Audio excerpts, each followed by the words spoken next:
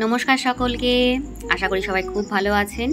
Pika সরকারের channel এবং page যে যেখান থেকে দেখছো সকলকে ওয়েলকাম। তো চলো, আজকে একটা গেট রেডি উইথ মিও হবে আর তার সাথে একটু গল্পও হবে। তো দেখতেই পাচ্ছ, একটা শাড়ি পরে সুন্দরভাবে সেজে নিয়েছিলাম, একটা বিশেষ জায়গায় যাচ্ছিলাম, তাই জন্যেই এই সাজ। তো দিনটা ছিল রথের দিন, আর এবছর রথের দিনে অনেকগুলো ভালো ভালো অনুষ্ঠান পড়েছিল। তো আমি যাচ্ছিলাম আমার হাজবেন্ডের এক বন্ধুর বউয়ের সাধের নিমন্ত্রণে। তো ওদের এই বন্ধুত্ব কিন্তু অনেক দিনের, অনেক ছোট থেকেই ওরা খুব ভালো বন্ধু, প্রায় একসাথে 4-5 জনের টিম। আর খুব আশ্চর্যজনকভাবে একই বছরে পরপর প্রত্যেকটা বন্ধুর কিন্তু বিয়ে হয়েছে। আমার বিয়ের আগে একটা বন্ধুর বিয়ে হয়েছে, আমার বিয়ের ডেটে একটা বন্ধুর বিয়ে হয়েছে, আবার আমার বিয়ের পরেও হয়েছে। আবার কি সুন্দর এক এক করে প্রত্যেকের ফ্যামিলিও কিন্তু গ্রো করছে। এখনও অবধি 2জন বন্ধুর ঘরে কোল আলো করে 2টো ফুটফুটে বাচ্চা এসেছে। এখন যেখানে যাচ্ছি সেখানেও আর কয়েকদিন পরে আসবে। আর আশা করি নেক্সট যারা বাকি আছে তাদের মধ্যেও সকলের পূর্ণ হবে।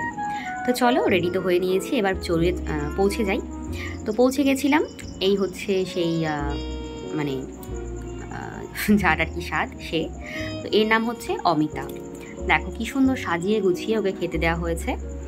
তো যে কোনো বিশেষ দিনেই এরকম এখন কিন্তু সাজিয়ে গুছিয়ে খেতে দেওয়ার ব্যাপারটা আছে, আগেও ছিল, কিন্তু এখন সোশ্যাল মিডিয়ার দৌলতে আমরা ব্যাপারগুলোকে দেখতে পাই।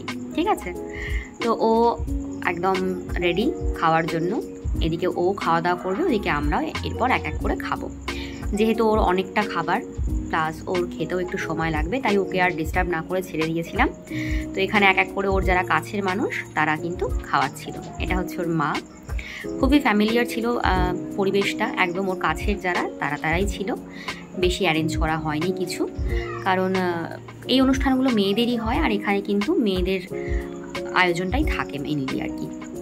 তো ওকে এখানে খাবার জন্য ছেড়ে দিই, চলো আমরা বাকি দিকগুলো দেখি কি হচ্ছে। তো এখানে এই যে 2 পুচকে ছিল, এরা একসাথে খুব মজা করছিল, যেহেতু এরা একই সেম এজের ছিল।